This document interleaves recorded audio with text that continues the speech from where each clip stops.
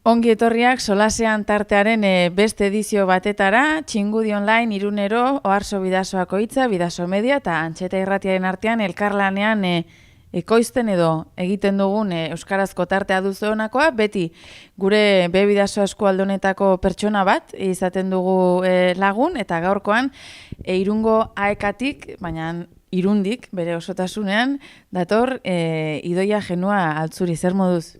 Ongi, zuek ere bai. Guere bai, Idoia luz eta zabal, hitz egingo dugu zurekin, beharbada zure ibilbideare aipatuko dugu, baina aitzakia izan da korrika badatorrela, egun gutxi gelditzen dira. Aekako langile batentzat, zer da korrika, zenbat lan eskatzen du? Bueno, egia esan lana orain dugu. Korrika pasatu arteko horretan, eta eguna nolakoa tokatzen den, halako erantzuna izaten dugu guk ere. Oain, ezin daukatu guretzat korrika dela sekulako ekimena, eta uste dut aekaren zatez ezik, gainontzeko guztiontzat ere halakoxea dela, ez? Eta korrikak oso toki ona hartu duela Euskal Herrian, Euskal Herri osoan egiten den ekimena, ekimen gutxienetakoa dela esango nukenik, eta bueno, esate dizut, hor lana bai eskatzen du, baina lan guztiak uxatu iten die emaitza ikusita, ez? Hogeigarren korrika da hortengoa Idoia, zuk ezagit denak edo behintzat gehienak bizi izan dituzu?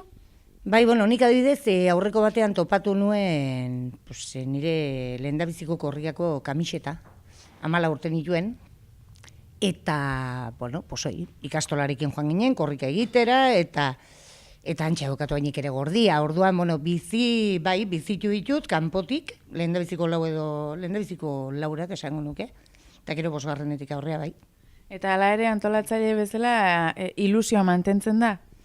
Mantentzen da, egila da askotan horrek eskatzen duen lana, adibidez, diru eskatu behar izatea dendaz denda, tabernaz taberna, bai ez da atsegina izaten, ez? Baina gu ohituta gaude lan horietara. Orduan, zorionez laguntzaileak ere baditugu, jendiak ere badaki zer den korrika, badaki zertarako den korrika, eta, bueno, alde hortatik, ez dut ikusten alako lankarga, bai, lankarga suposatzen du, ezer gelditzen ez delako, oraindik ere klaseetan segitzen dugu, klasetako dinamikari heldu behar zaio, gaur egun azterketek ere presentzia handia dute, euskaltegietan, gure helburua Irun berreuskalduntzea bada ere, ezin dantzi azterketen dinamikan erabat sartuta gaudela gaur egun. Beraz, horri ere heldu behar zaio, orduan, bueno, bai, elkartu egiten direin bat lankarga pixka bat sumatzen da, baina, bueno, gure matxin adibidez buru belarriari da hortan. Matxin Sorzabal bere, beste hitza pasa aintzin Idoia, galderatxo bat, korrika Irunera heltzen da, Hendaiatik, Hondarribitik, Oiartzundik, Beratik, gutxi gora bera horiek dira aukerak. Zuk zer sentitzen duzu kamioia badatorrenean? Momentu hortan, bueno, nahi tokatu zaite azkeneko 3 palautan, petonetan, guk horrela ditzen diogu, petonetan joatia. Ordan, zer da petoneta? Petoak saltzeko furgoneta, bai? Eta egia esan polita da, gu aurretik joan da, nik askotan ez baitut ikusten autoa, ez? Bino aurretik joan da, jendeak pensatzen du korrika alietzen nahi dela. Eta orduan jende guztiaren berotasun hori ez, eta emozio hori transmititu iten da, ez da dudarik. Orduan, zer sentitzen den? Gauza bat, ez? Tripak nasi egiten zaizkizu pixkat, baina, zuk ere badakizu hori, ez? Uste dute, ez? Guk denok badakigula pixkat, bai. Bai, tripan sentitzen dugun horretaz. Galdera ingo izut, korrika 2 urtean behin da, eta korrika igarotzen den bakoitzean badago, xampain botoien antzera, hori irikita eferveszentzia hori, ezindar hori badago korrika pasatzen diren edo horreko gunetan. Baina hori askotan esaten den bezala urte osoan edo beti mantendu barreko zeregina da. Nola egin daiteke hori? Zuk aipatu zuen berreuskalduntze bide horretan. Dudari gabe.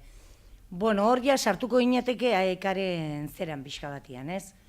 Orduan, gaur egun oraindik ere, ikasle tipologia ez dakit beste arlo batera joan gotena izen edo korrika pixka batean utzita, ez? Ikasle tipologia aldatu eginda, urte hauetan, bilakaera bat izan da hortan, egia da badela jende asko euskalduna izateko ikasten duena, baina beste askok ikasten dute euskara jakiteko, bai? Orduan, euskara jakiteko edo titulu baten premian edo hurbiltzen diren hoiei begira bereziki, korrikan ikuste dut oso tresna baliagarria dela kontura daitezen, euskara uniberso handi badela, ez? Eta euskararen bitartez ezagutuko dituzten, ikusiko dituztenak, eta,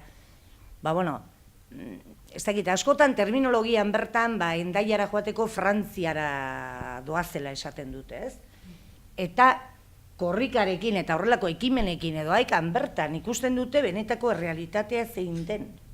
Bai, horre gauza bada guri zer erakusi nahi diguten edo zer esaten diguten behin eta berriro, eta beste kontu bada benetako errealitatea zein den.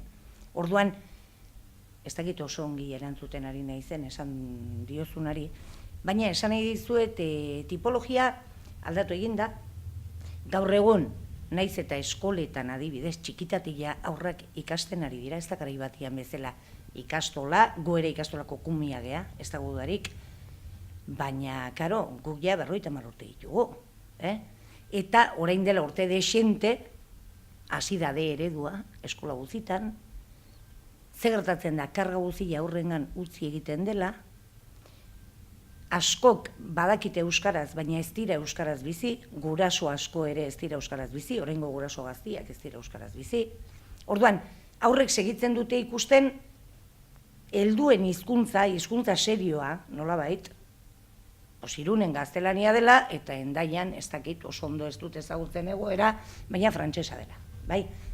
Orduan, holaxe. Baina aekak ala ere baitu ezaugarri zehatz batzuk beste euskaltegiek ez dazkatenak. Bai, euskara eskolak emateaz gaindi doa aekaren lana, herrigintzan, herritarrekin harremanean, eta badiardu aekak.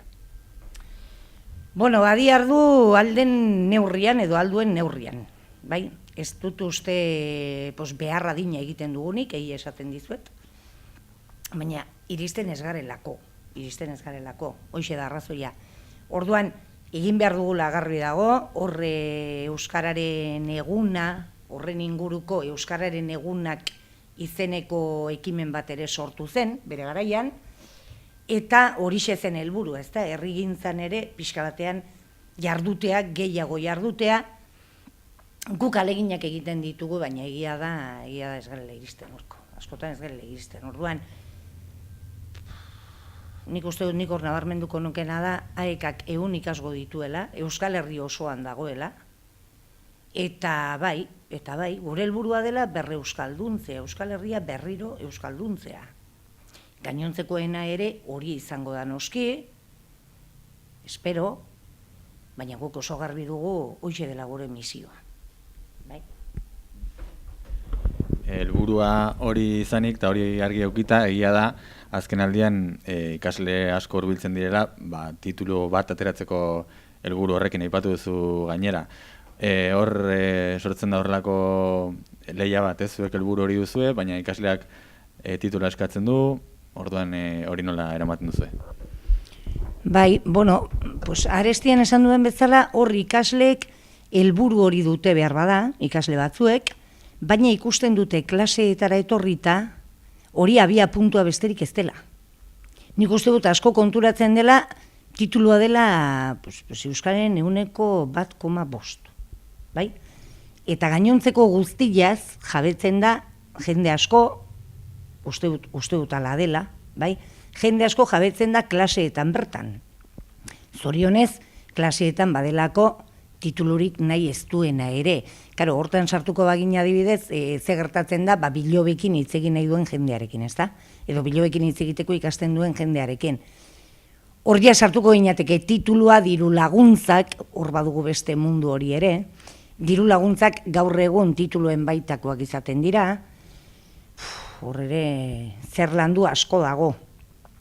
Urrats bat gainditu beharra dago diru eskuratzeko, bada jendea behar bada 2 urte beharko lituzkeena urrats hori gainditzeko, eta urtebetean gainditzen ez baldin badute diru laguntzari gabe gelditzen dira. Ikasleak horretaz ere konturatzen dira, nolako desberdintasunak dauden Irungo ikaslea izan edo Kaparrotxukoa izan, Bueno, gaur egun adibidez, Kaparrotxun, orain zera, Uxue Barkosetari diren ezkerostikan, D eredua jarri dute martxan. Eta AEK eta horrelako zeatan ere, bueno, momentu honetan AEK, uste dut besteik ez dago lan, Kaparrotxu eta inguru hartan. Kaparrotxu bertan ez dugu, Kaparrotxun bertan, esan nahi dut, Herriberaldian. Orduan, nik komentatu izan diet ikaslei, zuek preste hongo zinatekete zuen diru laguntza hori hango batekin banatzeko? Adibidez, ez? Esan nahi dut ja beste ikuspuntu bat hartu behar dugu, beste ikuspegi bat, orduan, titulua eskuratzera etorrita ere, nik uste realitate hori ikusten dutela. Bai, pixkat, bai ikus arazten diegula pixkatez, bueno, oso ondo, zuk zure titulua, izango duzu, ongi dago, bale? Baina azkenean ematen du Euskaldun bat berdin tituludun bat gerala, ez? Eta asko zere gehiago gea, hori baino. Eta nik uste ikasle konturatzen direla. Ni baikurra naiz, alde hortatik. Bai. Pixkanaka euskaltegien lanari esker eta ikastetxen lanari esker ere bai, ezagutza aurrera doa, euskararen ezagutza Irunen, eskualdean, baina badakigu eta ikerketek ere hala diote, gero erabileran dagoela arazo erronka nagusia. Gainera berrikire izan dira beste emaitza batzuk Hondarribian ere antzeko egoera, analisi hori egiten duzu, ados daude, erabileran dugu erronka handiena. Dudarik gabe. Erabileran dugu, nik ez dakit zergatik ez den erabiltzen, esan, ez dut ulertzen. Gaur egun baliabide guztiak ditugu aldeko, baina ez dugu sinisten. Orduan, sinisten ez dugun bitartean alferrik egia. Askotan ez dugu sinisten euskaraz bizi gaitezkeela. Dudarik gabe, gaur egun oraindik ere euskalduna izatea ez da erresa. Landu egin behar da. Edozein tokitara joan da ere, badakigu, erdaldunak ere tartean ditugu, eta euskaraz egin nahi ez duten erdaldunak ere bai. Horiek ere erdaldunak direlako. Euskaraz jakinagatik egin nahi ez baldin badute, erdaldunak dira, erdaldunen gisara bizi dira. Orduan, horre oraindik ere nolabaiteko militantzia erakusi behar dugu gure herrian ere, ez? Eta nik ikaslei esaten diet. Denda batera joan da igual erantzun txarren bat jasoko duzu, edo, igual astakeriak botatzen ari naiz, baina uste dut, gure realitate hoxe dela. Orduan, ikasleek beraiek ere jakin behar dute hori, landu egin beharko dutela euskalduna izatea. Zoritxarrez, gure hizkuntza momentu honetan, ez delako hegemonikoa bere herrian, bai? Orduan edozein tokitan landu beharko dute. Gero, askok ez dute sinesten edo ez dute ikusten, Endaiara joan da, edo Endaiara edo Barne aldera, berdin dit, edo Osarara, edo Nibane Garazira, han euskaraz egiten ez baldin badute, inork ez diela, esan nahi dute, askotan gertatzen da Endaiara joan eta euskaraz egin da nahi frantsesez egitea. Frantsesez barkatu, espainolez adibidez. Orduan, atzo bertan ditu ginen klasean hortaz, ez? Eta nik horrelako anekdota pare bat kontatu nien, eta esan nien, bera, askotan, gertatzen da, nik euskaraz egin, eta haiek espainolez, eta nik esaten dietez ez, nik berez, eta bestela frantsesez egidazu, edo, ez? Eta hemen gauza bera. Hemen, hango jendia etorri, eta euskaraz eginda, jendiak frantsesez egiten die. Edo espainolez, horrelako txolopotia dugu, horrelako saltxa dugu, gure herrian. Hor bada Vietnametik etorritako neska bat ere, ezautuko duzue, eta neska horri, merceria batean, berak galtzerdiak eskatuta, ordaintzen eta bukatu zuenean, esan zioten, muy bien bonita, gaztelaniaz, pero esto se dice calcetines, pa que sepas pa otra vez. Osea, behira non dugun burua. Ulertzen diazue? Non dugun burua. Bertako jendiak non duen burua. Bai, zorionez, momentu hontan badugu, baditugu adibidez ikasleen artean, Nebiana da bulgariarra, mundiala, 2 urtetan ikasi du sekulakoa, brasildarra, Erikak ere gauza bera, mundial, ez da, lako asko ditugu, ez? Baina esan nahi dut, irundarrak berak, ez du sinisten. Orduan zer esan behar diozu. Guk guria, bakoitzak hautatu behar du bere hizkuntz komunitatea, garbi edukita, inori trabarik egin gabe. Horretarako zer egin behar da. Sikiera ulermen maila gutxieneko bat eskuratu. Trabarik ez egiteko. Bai? Eta nik uste dut momentu honetan Bidasoa aldean 3 hizkuntza dauzkagu. Ezta? Euskara ere bada Bidasoako hizkuntza, dudarik gabe. Beraz, nik uste dut 3 jakin beharko genituzkela sikiera ulermen maila batean. Nik frantsesa hobetu behar dut. Hori ia da. Baina, bueno. Idoia, aipatu duzu txolopotia daukagula hemen eskualdean, eta Endaia ere izendatu duzu, eta justu orain dela gutxi Gema San Ginés, telpe tailerretako sortzaietariko bat izan da Endaian, hitzaldi bat ematen, eta berak esplikatzen du euskaldunok ere hartu beharko genuken jarrera hizkuntzarekin aurrera egiteko, ez? Horrez gain, orain takolo pirritx eta porrotxek ere, takolok ez barkatu, pirritx porrotx eta marimototxek korrikaren arira atera duten ikuskizun horretan, bada abesti bat, eta abesti horretan esaten du edukazio gehiegizkoak euskara galdu ez dezan. Ez, alegi askotan erdarara jotzen dugu, gainera gure eskualdean 2 erdal hizkuntza dauzkagu, frantsesa eta espainola, eta lotxaz edo euskara atzean utziz. Nik uste dut, Irunen, barbazuk beste iritzi bat duzu, baina lehen hitza euskaraz egin ezkero, ohartuko ginateke guk uste baino gehiagok badakiela euskaraz. Dudari gabe. Bai, hori da, baina esan duzuna ez, gu batez ere edukatuak. Hori hartatzen da, eta horretxe galdu gaitu, ez? Edukazioa lehenik eta uler dezaten, eta hori zein da barkatu, aipatu duzun hori. Barkatu nire ez jakin. Gema San Ginés da bilbotar bat, baina katalan batekin batera horre sarean ikusgai daude beraik egiten dituzten lanak, lantzen dute hizkuntza gutxitu baten kasuan, hizkuntza gutxitu horren hiztunok ze jarrera hartu beharko genuken edo argenezaken errespetatuak izan nahi baldin badugu, gure kasuan euskaldun bezala, ez? Gauza asko ze konplexuagoa da, baina oso interesgarria eta aipatzen zuen euskeraz egin beharko genukeela, guk ala nahi baldin badugu behintzat, parekoak iritsi arte esatera barkatu etzaitut ulertzen. Eta hor, gainditu behar dira, hainbat urrats, aurpegi arraroa jartzearena, ez dut ulertzen esatearena, eta barrez. Horregatik galdetzen nizun, lehen, askotan zama jartzen zen euskara etzekitenengan, ez? Euskararen egoeraren zama. Baina azken aldi hontan euskal hiztunon gainean ere jarri dute fokoa, eta injustu ekintza huts eta arrunta hartu beharko genuke lehen hitza euskeraz egitearena, ez? Bai. Erabat ados. Ginés da, ez da? San Ginés. San Ginésekin eta erabat ados, ez dut uste gaurko kontua denik hori, aspalditxokua da. Hor, egia da, hartzek berak esaten zuen, hizkuntza bat ez dela galtzen, ez dakiten egiten ez dutelako, bai. Garai batean behar bada bai, hartzek arrazoi izango zuen, bino esan duzuna itzi behar. Hemen guk geuri egin behar dugu. Eta komentzitua dagonak euskaraz egin behar du, komentzitua esan nahi duz gaina komentzitu beharrik ez dago. Osea, aukera bada, dudarik ez dago, aukera bada, baina aukera horretaz baliatuko bagina nik uste gozatu ere egingo genukela asko, eta esan duzuna, bai, konturatuko ginateke zenbat jendek egiten duen euskaraz. Zenbat jendek egiten duen euskaraz.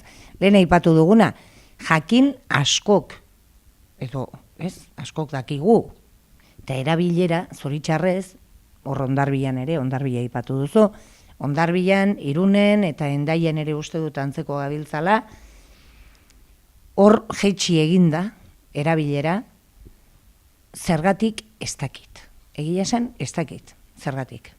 Lehen esan dudana, baliabide guztiak ditugu euskaraz egiteko, bakoitzak hartu behar du bere ardura, eta besterik gabe egin, ondokoak gelditu arte, ondokoa ere konturatuko da momentu batean beharra duela, ez? pues, itzegin, ez dago beharra bezalakorik edozein gauza egiteko. Eta hizkuntzarekin gauza bera gertatzen da. Orduan, ondokoak ikusten baldin badu euskarak baduela tokia, besterik gabe, presente dagoela, egingo du modu natural batian, baina horretara euskaldunok bultzatu behar dugu. Bestela, hori da.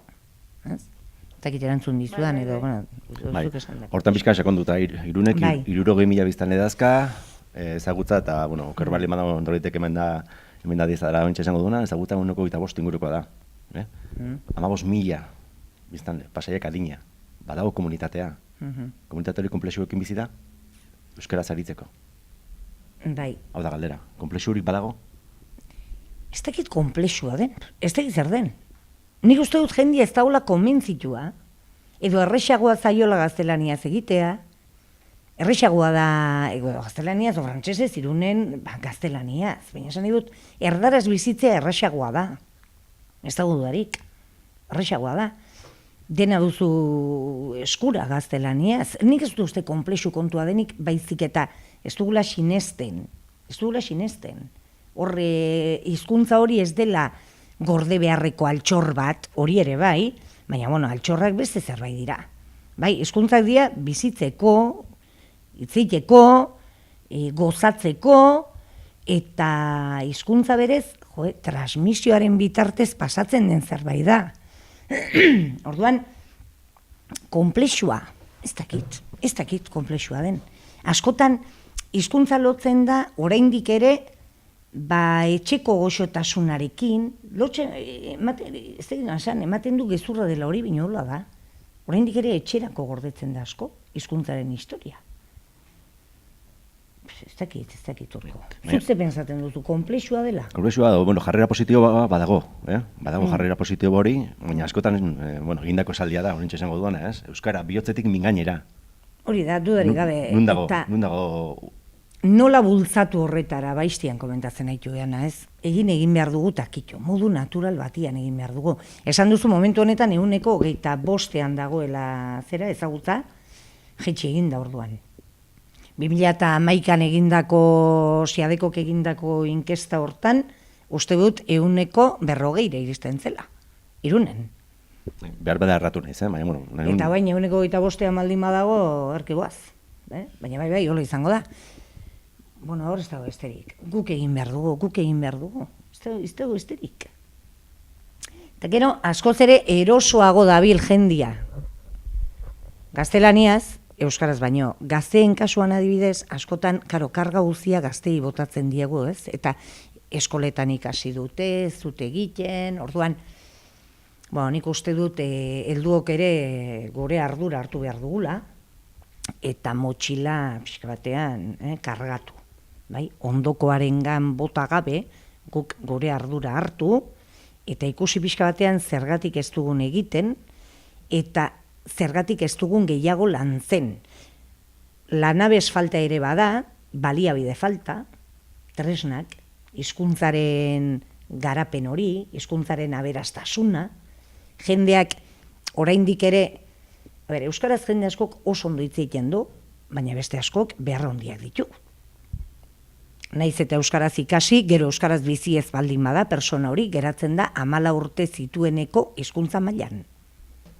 Eta hori landu beharra dago. Horrek esfortzu bat eskatzen du, ez dago dudarik, eta bada jendea duenarekin nahikoa dela iruditzen zaiona, eta, ondokoek egingo dute, ez? Nik pasamari egingo dut honekin, eta ondokoek egin dezatela. Oraindik ere salbatzeko moduko zerbait bezala ikusten da hizkuntza. Eta ez barkatu, salbatzailerik ez dugu behar. Egin behar dena da, erabili. Euskaraz bizi. Nola? Eginez. Euskaraz biziz, eta nahi ez duenak behar jakingo du zerratik ez duen nahi. Berari eskatu behar zaio hausnarketa. Euskalduna izan da, edo euskaraduna izan da, zerratik ez duen egiten. Dena den, barkatu, Korrika pasatzen den urteetan, gero sumatu iten da, Sumatu iten da, sekulako, sumatzen da, jende animatu iten dela, edo bintzat, esaten duela, ostran, zerbait galtzen egin nahiz ez. Karo, askotan esaten dugu, baina egia da, galtzen dela. ez baldin badakizu, orduan hori ikusarazi bartzaio jendiari, galtzen nahi dena, pixkat, ez? Bai, ikuspegi hori aldatzeko, garrantzitsua izan daiteke euskarazko erreferenteak edukitzea arlo ezberdinetan, ez? Aipatu duzu, korrika bat, edo euskararen egunak, eta horren inguruko hainbat ekimen, euskaraz ari diren elkarten partetik, euskarazko komunikabideak ere bai, ez? Jendea konturatu dadin ez dela ikastetxeko edo euskaltegiko hizkuntza soilik. Hortaz aparte badirela euskarazko hainbat eskaintza. Bai, hori da. Karo, aurren kasuan adibidez, nik uste dut oraindik ere horrekin lotzen dutela, ez? Oso, ikastolako hizkuntza eta etxean egin beharrekoa behar bada, baina hortik aurrera, korrika txikik adibidez, nik uste oso oroitzapen politiak ekartzen dizkiola jendeari, ez? Lotu egiten duelako ongi pasatzearekin. Orduan, hori ikusarazi behar diogu, ikusi egin behar dute, aurrek beraiek hizkuntza dela ongi pasatzeko tresna bat, ez dela zigor bat, ez? Ikastolan egin beharrekoa, ikastolara joatea ez da zigorra, baina ulertzen dugu, zer esan nahi dudan, ez?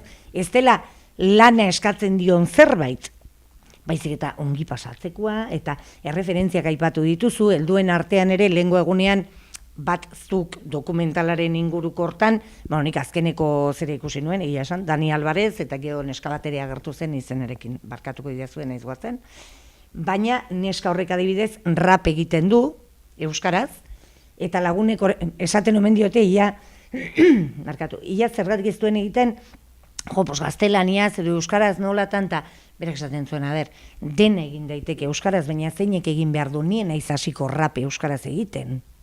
Ez baitakit. Rap euskaraz egiten ez dakit rap egiten. Orduan, edo Dani Alvarezek ez, esan zuen, nik uste bere talde kutxuna omen da Sutagar. Eta karo, jendeari eman barko litzaizkioke horrelako erreferentziak, jebia euskaraz, beste euskaraz, zein egin behar du jebia euskaraz? Nik ez. Egin behar dute jebian ari diren hoiek. Ulertzen dibazue, nork bere arloan egin beharko du. Orduan bai, erreferentziak behar ditugu, erreferente hoiek, ez dakit hoiek egin behar dute, pixka bat ez. Ez dakit, ondo azaldu dudan, bai.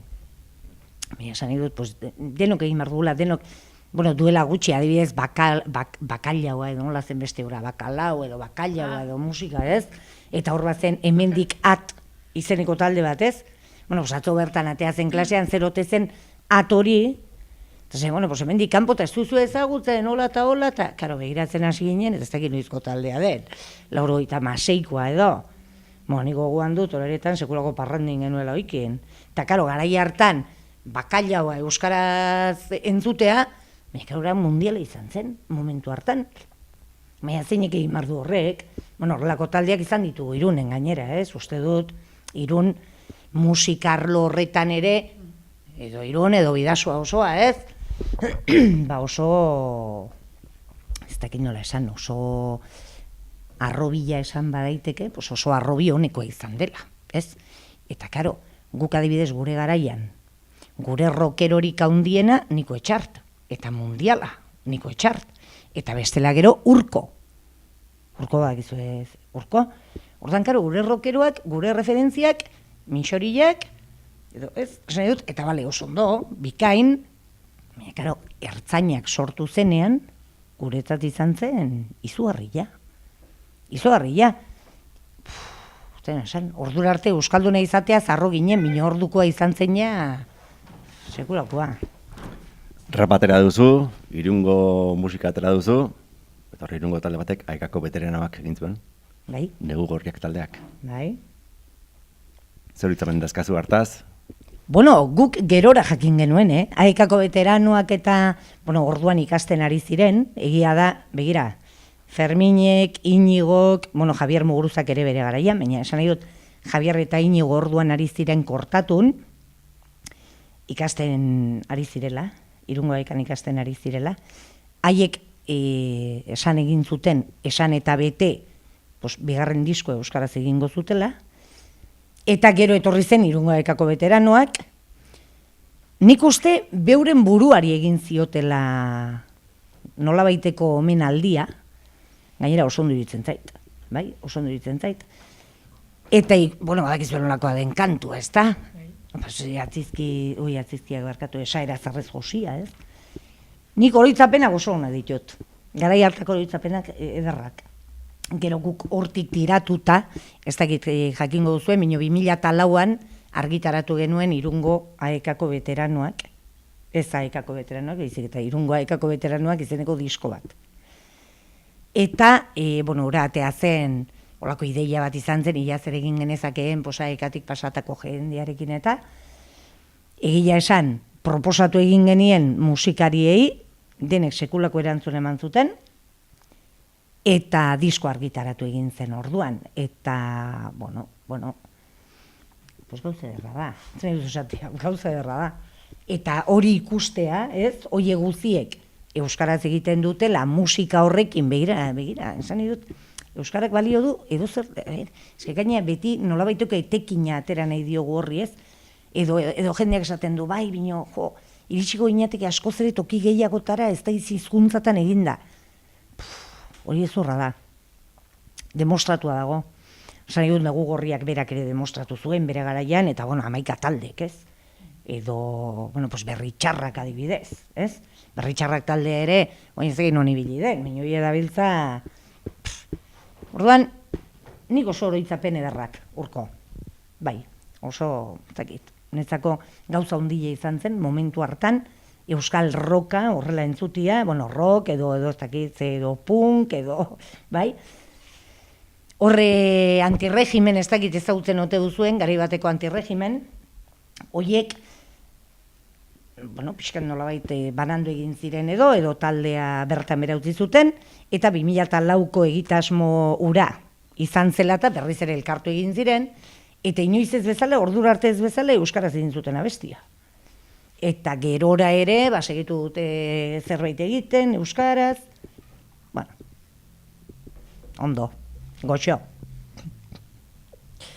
Eta, Idoia, veteranoak aipatzen hasita, zuzeu, garai bateko oroitzapenak kontatzen hasi zara, baduzu anekdota bereziren bat, hainbeste urteak anibilita gero, ona zein txarra, baina ez dakit, sekula antziko ez duzuna? Bat baino gehiago dauzkazu agian. Nik esan dizuet, nik aekan, denetatik bizitu izan dut, eta gehienak ederrak, egia esan, bizipen ederrak, oaintxe bat hautatzea hola, oaintxe, ez dakit. Nik lagunik haundinak horregin ditut, orduan, oso ondo pasatu izan dugu. Baina hola batekin gelditzeko oaintxe bat esatea, ez dakit. Korrika garaian, Santiagoko zubia pasatzea izaten zen sekulako anabasa, ez? Orduan oraindik ere, garitak eta beteta egoten zirelako, bai? Eta, imaginatu, halako batian jende tropela etorri eta alde batera joatea eta bestera eta gero itzultzen ginenean, ez dakit, bat kontatzea zaila egiten zait, eitzi berretzein bururatzen baitxe. Baina, netzako izan zen beste mundu bat, egia esango izuet. Ni aekan hasita, ni euskalduna nintzen, baina sumatzen nituen hainbat utxune, ez? Ez musikatik hasita. Guk entzuten genituen, ACDC, taulakoak, ez? Esan izuet, ingeles, ez? Entzuten genuen, zera? Roka eta hoi guziek, edo punk eta, nik ezagize, oso ondo zer den bakoitza, baina entzuten genituen beste hizkuntza batzuetan, eta halako batian, hori bakarrik, ez? Oso anekdotaziak ezin dizkizuet kontatu, intimoak dira. Baina, gauza ederra izan ziela, seguro, gero kontatuko dizuet, hori ja, intimidadian. Vale. Eta, zure hitz egiteko moduagatik, Idoia, ez dakite, sumatzen da, edo behintzat impresio bada oraindik irriparre batekin zabaltzen duzula goizero euskaltegiko atea. Saiatzen gea, bai, saiatzen gea irrifartxu edo zabaltzen. Zorionez, giro ederra dugu, eta horrek balio du, ez? Eta ikustea euskaltegietatik, ikasi behintzat, ikasitako jende ateatzen dela, Gero ja norberaren esan duguna, ez? Norberaren ardura ere bada kalean egitea, baina nik uste lan politia egiten nahi garela, maila hortan, eta, pues irrifartxu egoteko modua dela, zingo dugu, ez? Modu ezkorrean jarrita ez dugu deus ere lortzen. Orduan, hasikiera, baikor, bai? Edo, gure, azkarateko lagun batek esaten duen bezala, Benafarroko azkaratekoak, ez baikor, ez ezkor, atxik. Bai, horaxe. Eskerrik asko Idoia, denbora bukatu egin zaigu. Azpimarratuko dugu ere, apirilaren 4ean arratsaldez pasako dela korrika guretik, Oiartzundik etorriko da Irunera, eta hortik ja Hendaia eta Hondarribi ere pasako ditu. Bertan izango zara, bertan izango gara guztiok. Mila esker eta ongi pasa, nola esan duzu, bai, petonetan. Petonetan. Hori da. Eskerrik asko zuei, esker, eta, urren arte, nahi duzen arte.